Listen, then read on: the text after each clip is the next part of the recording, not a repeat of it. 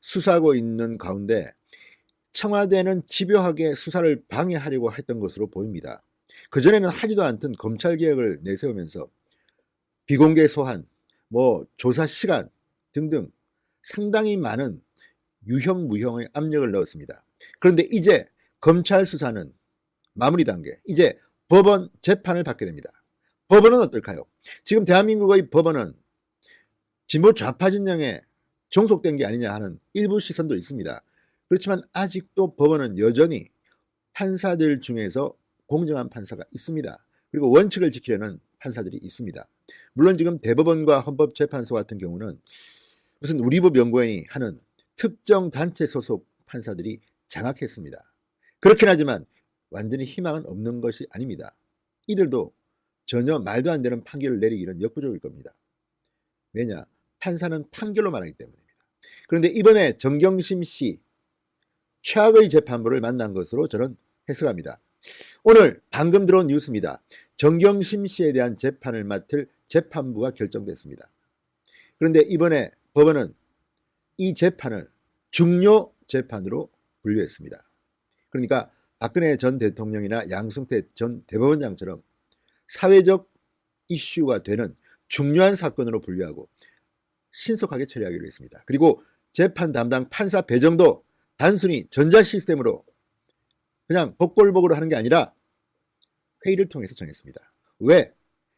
조국 전 장관과 안면이 있는 서울대 출신이라든지 또는 여러 가지 정황으로 봐서 이 사람이 맡으면 안 될 사유가 있는 판사는 기피한 것으로 보입니다. 그러니까 결과적으로 정경심 씨에게는 최악의 재판부가 등장한 것으로 보입니다. 진성호의 직설 시작합니다. 방송에 앞서 아직 진성호 방송의 구독자가 아니신 분은 붉은색 구독 버튼 꾹 눌러주시면 감사하겠습니다. 자, 사모펀드 불법 투자, 사문서 위조 등등 15가지의 혐의로 지금 기소됐습니다. 구속 기소된 정경심 씨. 정경심 씨에 대한 재판이 서울중앙지법 형사 25부에 해당됐습니다. 법원은 이 정경심 씨 사건을 중요 사건으로 분류했습니다. 그리고 신속하게 처리하기로 했습니다.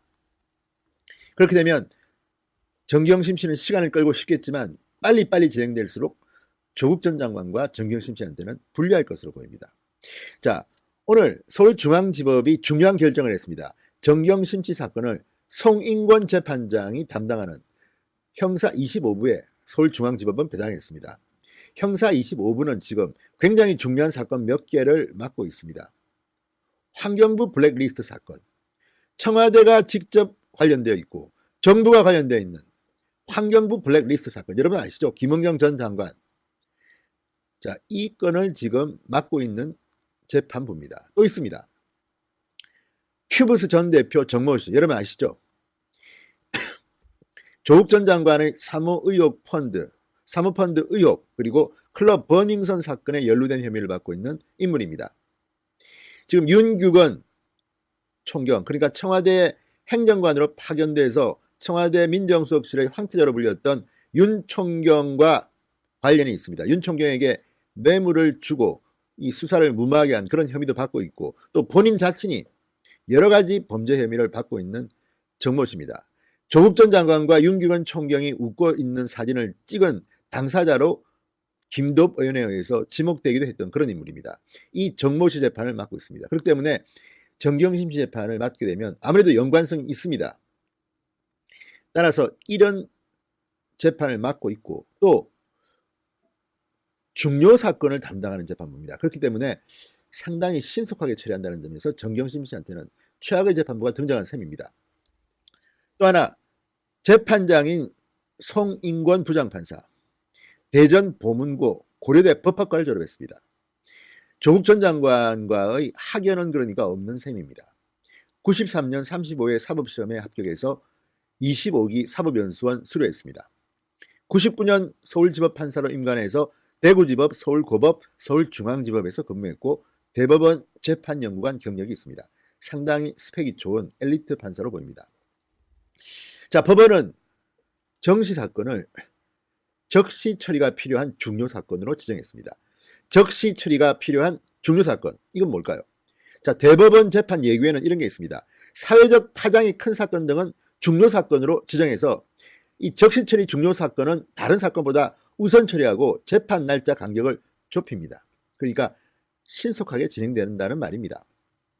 현재 박근혜 전 대통령, 양승태 전 대법원장의 사건 등이 이 중요 사건으로 지정되어 있습니다. 따라서 정경심 씨는 검찰 수사를 받을 때나 재판을 받을 때나 계속 시간을 끌려고 합니다. 지금 이게 통하지 않을 것으로 보입니다. 상당히 신속하게 처리되고 그러다 보면 언론의 스포트라이트도 많이 받게 됩니다. 자, 그리고 또 하나 적시 처리가 필요한 중요 사건으로 서울중앙지법이 지정하면서 담당 재판부 선정도 달랐습니다.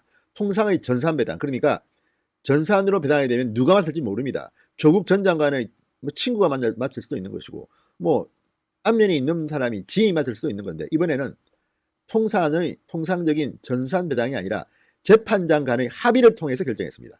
재판장 간의 합의를 통해서. 그러다 보니까 대전 그리고 고려대 관련성이 적어 보입니다. 아무래도. 자, 조국 전 장관이 교수로 재직했던 서울법대를 피했습니다. 자, 검찰이 지난 9월 기소한 표창장 위조 사건은 서울중앙지법 형사 29부에 배당되어 있습니다. 한 차례 공판 준비 기일이 진행됐습니다. 검찰은 지난 11일 자본시장과 금융투자업에 관한 법률 위반 등 14개 혐의를 적용해서 구속된 정 씨를 추가 기소했습니다. 이 사건을 이제 정경심 씨의 이 사건을 바로 이 형사 25부가 맡은 겁니다. 그러니까 정경심 씨의 사건은 두 군데에서 진행되게 됐습니다. 아무튼 이 사법부가